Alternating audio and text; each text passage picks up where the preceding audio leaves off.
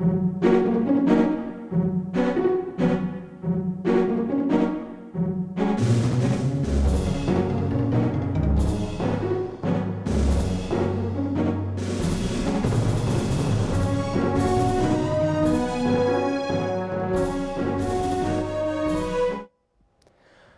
chers internautes pour ce nouveau numéro de Diagonale la leçon.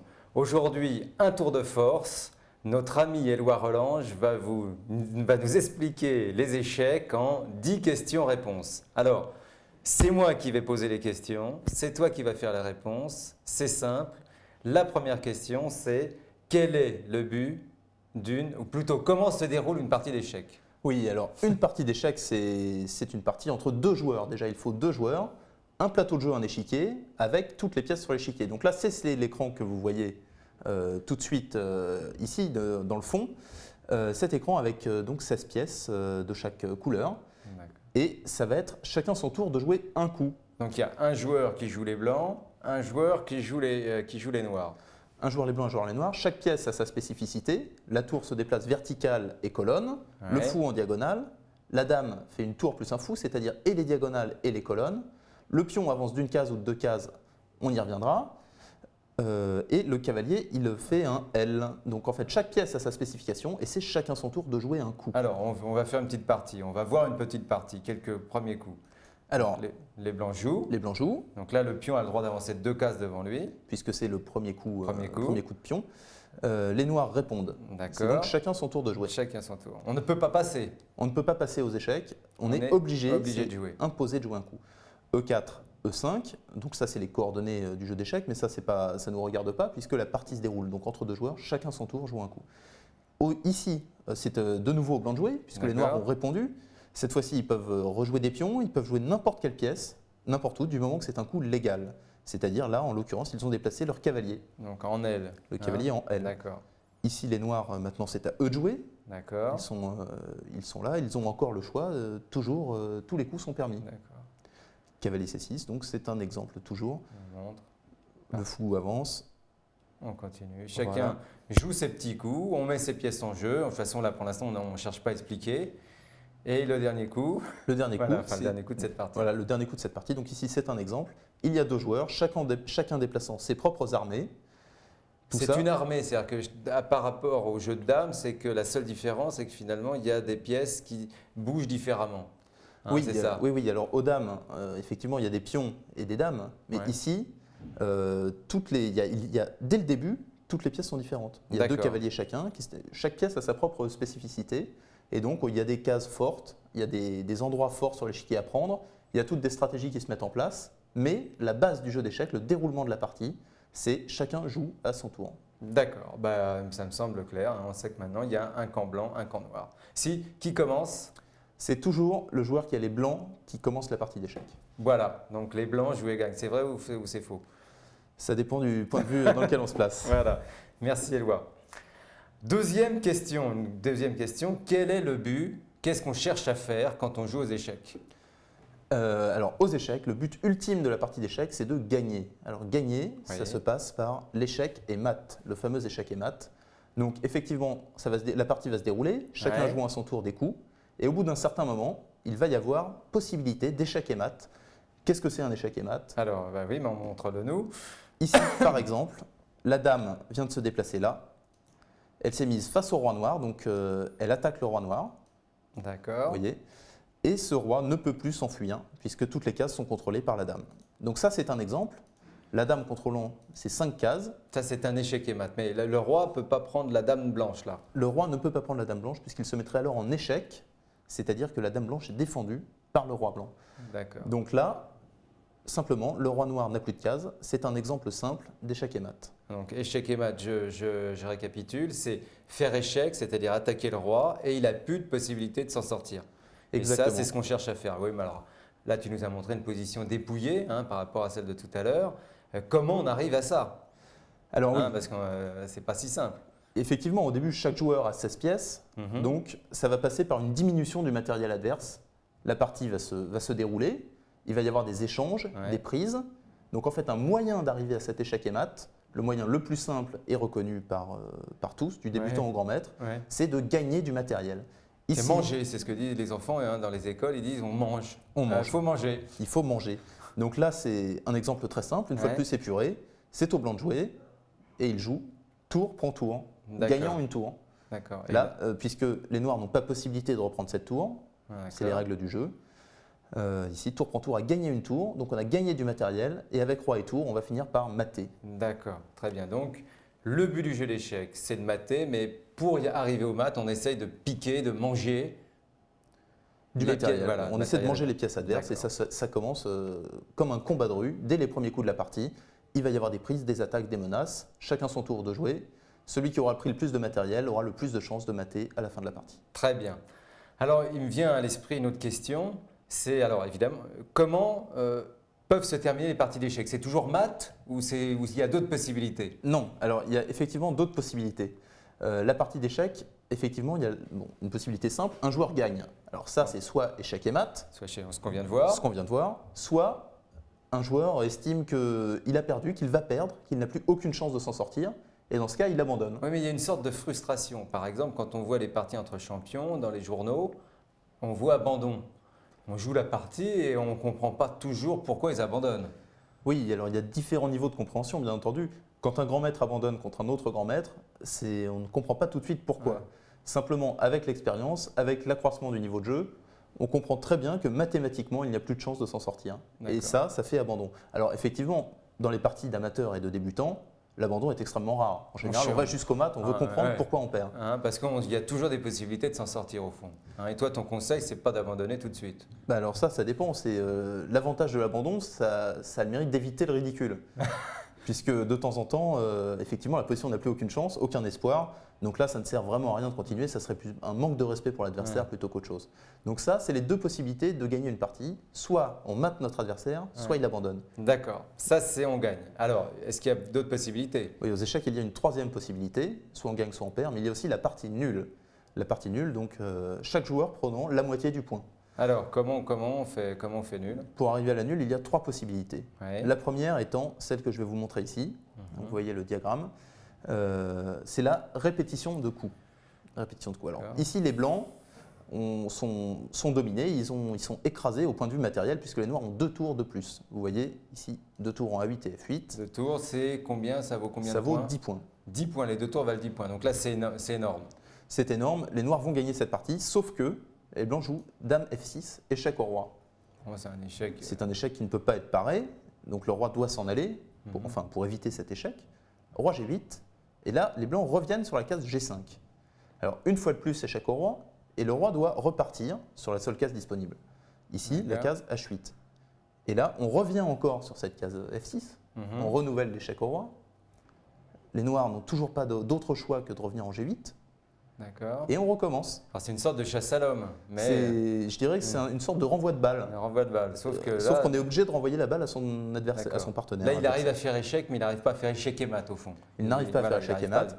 Et il sait très bien que s'il arrête cette série d'échecs, donc on va revoir roi H8, dame F6. D'accord. C'est la 3e fois qu'on a cette position-là. Il n'a pas arrêté cette série d'échecs. La partie est donc déclarée nulle. D'accord. C'est échec perpétuel. L'échec perpétuel est une vulgarisation, en fait, est un sous-ensemble de la répétition. Puisqu'on peut aussi imaginer des répétitions qui seraient, par exemple, si chacun change, si un joueur dévie, il va perdre la partie. Donc il y a une sorte de balance qui se fait et on répète la position. On répète la position. Ça c'est une possibilité de nul. Une possibilité de nul. Alors voyons une autre possibilité de nul, c'est tout simplement le pat. Alors ça, ce n'est pas mat, c'est pat. Position très simple, très épurée. Les blancs ont roi et dame, les noirs n'ont plus qu'un roi. Donc les blancs vont gagner, c'est sûr. Sauf que ici, c'est aux noirs de jouer. Et alors là, qu'est-ce qu'on remarque? Eh bien, la dame blanche contrôle toutes les cases autour du roi noir. Et comme aux échecs, effectivement, on ne peut pas dire je passe. Quand on ne peut pas jouer, c'est-à-dire quand on n'a plus le droit, quand on n'a plus de coups légaux, c'est-à-dire ici un coup légal, c'est un coup qui ne met pas le roi en prise. D'accord. Là, il faudra, si les noirs devaient jouer un coup, parce qu'il faut bien comprendre pour les jeunes amateurs ils pourraient bouger le roi à côté. Non, ils ne peuvent pas parce qu'ils n'ont pas le droit de se mettre en échec. Ils n'ont pas le droit de se mettre en échec. Donc ici, c'est un exemple typique où les noirs ne peuvent pas jouer de coups. Ils sont donc pat. C'est différent du mat. Pat, c'est quand on n'est pas échec.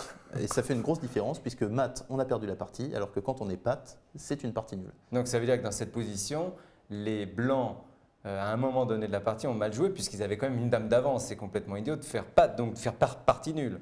Oui, oui, effectivement, là, les blancs ont très mal joué. C'est une gaffe de fin de partie, comme quoi n'abandonnez pas. Ah. Même avec plus rien sur l'échiquier, on peut toujours s'en sortir avec le pat. D'accord. Alors, nul, on peut faire répétition de coups, échec perpétuel. On va dire que ce sont des cousins.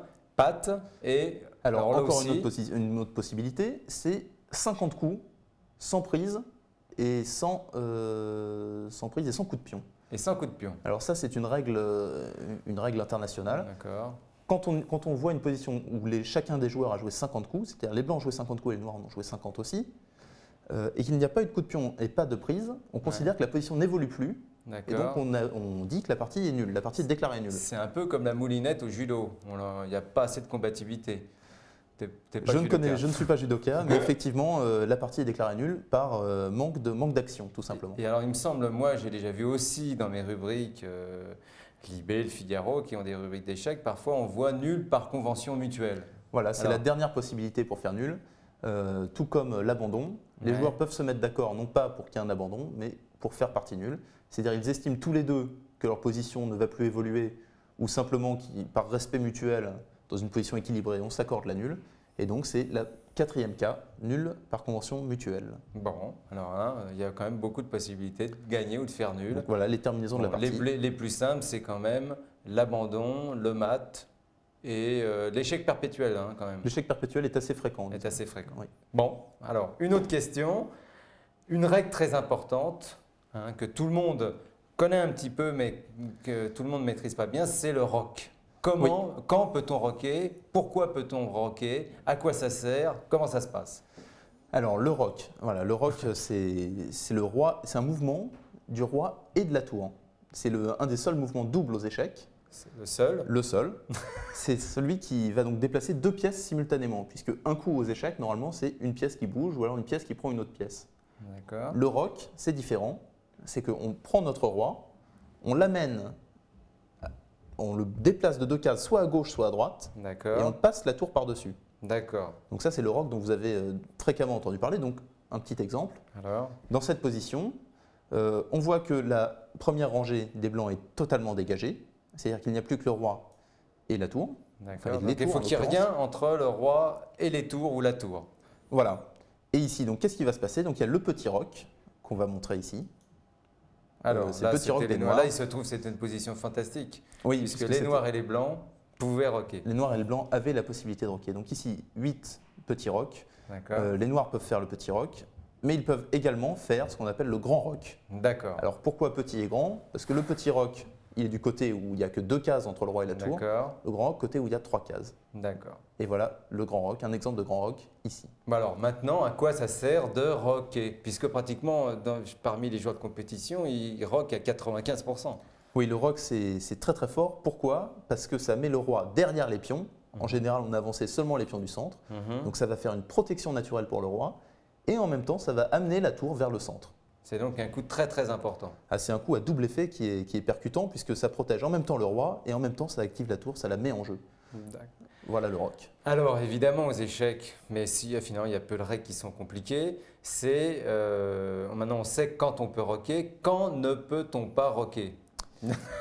Effectivement, il y a des cas où on ne peut pas rocker, ce que nous allons voir ici. Alors. Premier exemple épuré une fois de plus. Là, on va dire, donc c'est au blanc de jouer.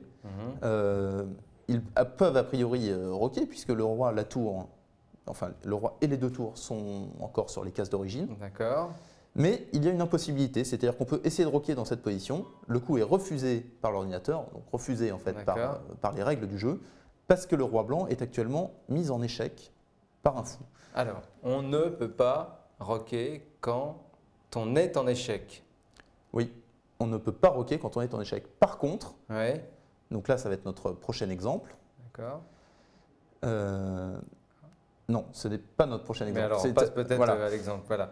Alors, une autre possibilité, une autre impossibilité de rock. On va revenir là-dessus parce que je crois que c'est très important. Ici, les blancs ne sont pas en échec. Il n'y a rien entre le roi et les tours. Et par contre, le petit roc est quand même impossible. Donc on va réessayer le petit roc, ça ne marche toujours pas. Décidément, cette machine est terrible. Cette machine est terrible. Qu'est-ce qui se passe? C'est l'effet de ce fou en A6 D'accord. Qui contrôle cette case-là. Ouais. La case à côté du roi. Donc en fait, on n'a pas le droit de roquer quand les cases proches du roi sont attaquées par des pièces ennemies. Oui, parce que finalement, dans l'esprit de la règle, on considère que le roi passe par cette case. C'est ça que ça veut dire. Oui, oui, oui. Hein? Donc effectivement, si une des 3 cases, en fait, pour généraliser cette règle, si une des 3 cases vertes ici sont contrôlées, le petit roc sera impossible. Pourquoi? Si cette case-là est contrôlée, le roi est en échec. Il est en échec. Si cette case-là, la case G1 est contrôlée, le roi serait en échec en cas de petit roc. Ouais. Ce qui est donc une impossibilité de jeu. D'accord. Et si cette case est contrôlée, Il aurait pu être en échec. Il aurait pu être en échec, il est passé par une case où il était en échec, donc c'est impossible. Donc ça s'appelle, je crois, l'expression, c'est passer sous un échec. Passer sous un échec, voilà. Donc expression qui veut bien dire ce qu'elle veut dire. En revanche, pour la tour, ça n'est pas un problème, puisque là, les blancs peuvent jouer le grand roc sans aucun souci. Donc, ce qui est important, ce sont les cases par lesquelles le roi passe. Hein? Les cases par lesquelles le roi passe et non pas celles par lesquelles la tour passe. D'accord. Alors, premier, on n'a pas le droit de roquer quand on est en échec. On n'a pas le droit de passer sous un échec. Troisième impossibilité. On ne peut pas roquer quand le roi a bougé. Le roi ou la tour ont bougé. Voilà. Alors ici, exemple très simple. Les noirs. Le roi blanc est en échec. Ouais. Il revient en E1. Les noirs déplacent leur cavalier. Et alors là, maintenant, j'ai le droit de roquer puisque j'ai la position de départ. A priori, oui. Oui. Et en fait, non. Simplement, puisque c'est la règle, une fois que le roi a bougé, le roi ou la tour ont bougé, oui. Impossibilité de roquer. D'accord. Alors bien entendu, si dans cette position, c'est seulement cette tour-là qui avait bougé et que le roi et la tour, donc du côté petit roc, n'avaient pas bougé, le petit roc serait possible. D'accord. Par contre, en revanche, dès que le roi a bougé, plus de roc. Et dès qu'une tour a bougé, plus de roc du côté de cette tour. Ah, je crois qu'il faut se rassurer, puisque ça arrive même aux plus grands champions. Je crois que c'est à Karpov que c'est arrivé, en partie rapide, le stress. Il avait bougé son roi, il est revenu à sa case de départ, il s'est passé 30 coups, ils étaient en partie rapide, et puis il a roqué. Et son adversaire en face, qui était un grand maître, il… Effectivement, ça arrive. Donc, alors, ne vous inquiétez pas, ça n'arrive pas tous les matins. Même les plus grands peuvent oublier ces règles. Mais enfin, il faut quand même les connaître parce que ça, évidemment, ça conditionne une bonne partie d'échecs. Et le dernier cas… Le dernier cas, voilà, c'est ça. Alors, on a vu qu'on ne pouvait pas roquer quand on était en échec. Oui. Ici, le roi blanc est en échec. Donc on parle échec. On parle échec en interposant une pièce devant. D'accord. Parce que vous voyez que le fou maintenant s'est interposé entre la tour et le roi. Mettons que les noirs jouent un coup comme tour E7. Et ici, là, j'ai plus le droit de roquer puisque j'étais en échec. Eh bien non, puisque le roi a été en échec, mais n'a pas bougé. Donc maintenant, il n'est plus en échec et il récupère donc son droit de roquer. Donc ici, possible, soit le grand roc, droite de case, tour passe par-dessus, soit le petit roc. D'accord, là on a le droit. Je crois que c'est important de le redire parce qu'il y a parfois certains novices qui confondent. Hein. On est en échec, on n'a pas le droit de roquer pendant qu'on est en échec, mais quand on a été une fois en échec et qu'on a paré l'échec, on a le droit de continuer à roquer. Hein. Non. Le petit roc et le grand roc, je pense qu'on les a bien ciblés et ici effectivement, toutes les impossibilités de roc ont été répertoriées. Donc dernière question, il faut roquer ou il ne faut pas roquer rapidement? Oui, alors évidemment le roc, il faut le faire. Toujours roquer pour les raisons qu'on a mentionnées. Ça met le roi à l'abri, ça met la tour en jeu. Le roc est un bon élément. Alors, une autre question qu'on se pose, c'est à propos des petits pions dont Philidor disait qu'ils étaient l'âme du jeu d'échecs. Alors, est-ce que, moi je vais te poser une question idiote, est-ce qu'on a le droit d'avoir 4 dames ou 3 cavaliers aux échecs? Alors là, ça fait appel évidemment à la promotion. Alors. Pourquoi? Puisqu'au début, on n'a que 2 cavaliers. A priori, à la fin de la partie, on n'en aura pas 3. Puisque les pièces ont plutôt tendance à disparaître qu'à apparaître. Mais il existe une règle aux échecs qui fait que quand un pion arrive tout en haut de l'échiquier, arrive donc sur la première rangée du camp ennemi, il a le droit de se transformer en n'importe quelle pièce. C'est la règle de la promotion. Et là, on va voir que cette règle n'a aucune limite. En n'importe quelle pièce, c'est-à-dire qu'on peut avoir 2 dames, on peut avoir 3 cavaliers, c'est ce que tu es en train de nous dire, c'est important. Parce que souvent, les gens se disent on a le droit de prendre que les pièces qui ont déjà été prises. Oui, eh bien non. Si vous avez un échiquier chez vous avec donc 32 pièces, qu'il faut faire un 3e cavalier, eh bien vous ne pourrez pas le faire physiquement puisque votre boîte ne vous le permettra pas.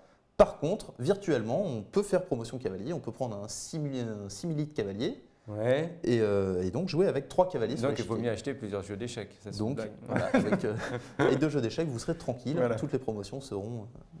Donc ici, exemple très simple. D'accord. Le pion est arrivé là, le pion noir est arrivé, il est proche de la première rangée ennemie et il joue le coup. Pion prend G1, cavalier qui fait un échec. Donc position, si on avait fait dame, ça aurait été moins bien puisque le roi n'aurait pas été en échec. D'accord. C'est un piège théorique connu ici, dans cette position-là, du contre-gambit albin. Il faut jouer pion prend G1, échec, promotion cavalier. Très important, et c'est comme ça que les noirs gagnent. D'accord. Parce que là, l'intérêt, c'est d'avoir 3 cavaliers, bon, même s'il est pris rapidement, peu importe, parce qu'on fait échec. C'est souvent, on prend la dame, la plupart du temps quand même. On prend la dame, bien entendu, dans 90% des cas, 90% on prend la dame. On prend parfois le cavalier parce qu'on peut faire échec, donc ça permet de gagner un temps, c'est ça? Oui. Et fou et tour, c'est pour éviter le pad, c'est ça? Voilà, fou et tour, on les prend parce que justement, ils contrôlent moins de cases que la dame, mais c'est des pièces fortes quand même. Et quand on ne veut pas faire dame, parce que promotion dame entraînerait un pat, c'est-à-dire contrôlerait trop de cases, eh bien on fait une tour ou un fou qui évite ce drame, puisque pat, rappelons que c'est nul, alors qu'avec une tour ou un fou de plus, on va gagner la partie. Donc, je repose ma question, est-ce qu'on peut avoir 10 cavaliers? 10 cavaliers, la réponse est oui, tout simplement. 2 plus 8 pions qui vont à promotion, voilà, c'est possible. Alors, une autre question, est-ce qu'en début de partie, je peux avancer mes pions 2 pions d'une case? Je joue au premier coup de la partie, est-ce que j'ai le droit d'avancer 2 pions d'une case?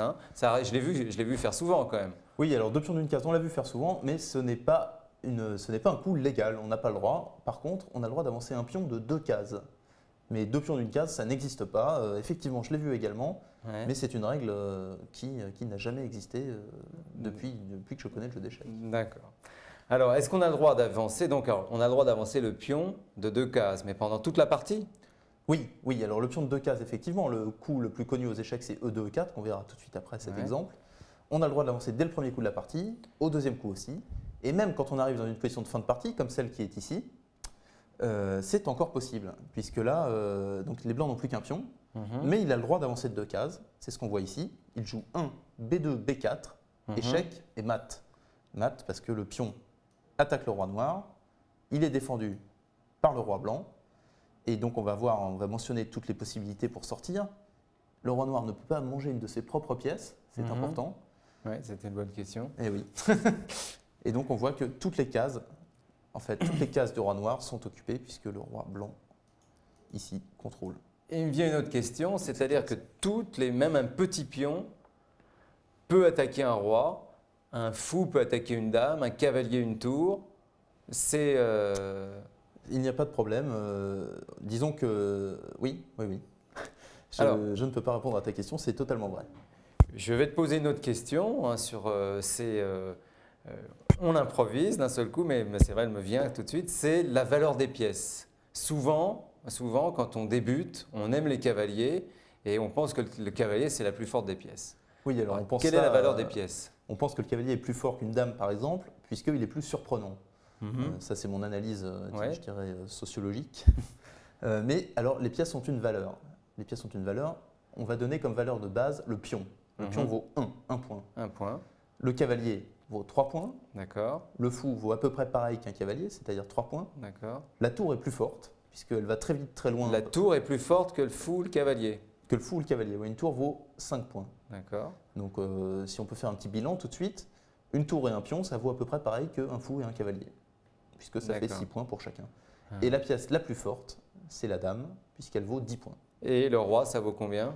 Alors le roi, ça n'a pas de prix, puisque le roi n'est pas une pièce forte, il ne se déplace pas loin, pas vite, mais le roi, si on ne peut pas le perdre, puisque sinon on a perdu la partie. Bon, on passe à une autre question, une dernière question pour aujourd'hui. Quelle est la différence? Quelle est la pièce la plus forte? La dame ou le roi? Alors ça, effectivement, c'est une question qu'on entend souvent. Il y en a beaucoup qui me demandent ça. Est-ce que vous préférez le roi ou la dame? Eh bien, c'est un peu comme le président et le Premier ministre. C'est-à-dire que le président est là, il se pose là, c'est l'homme qui dirige le gouvernement, qui dirige l'État en fait, tout simplement. C'est le garant de l'État. Par contre, le Premier ministre prend les décisions. Alors là, c'est un peu pareil. Le roi, c'est le garant de l'armée. Tant que le roi est vivant, on continue à jouer. Par contre, il n'est pas très efficace, il avance que d'une case à la fois. En revanche, la dame, elle va très loin, très vite, c'est une pièce très forte, mais on peut sacrifier la dame, on peut perdre la dame. Et la partie continue. Donc la dame est plus forte, mais le roi est plus important. La dame est plus forte et le roi le plus important.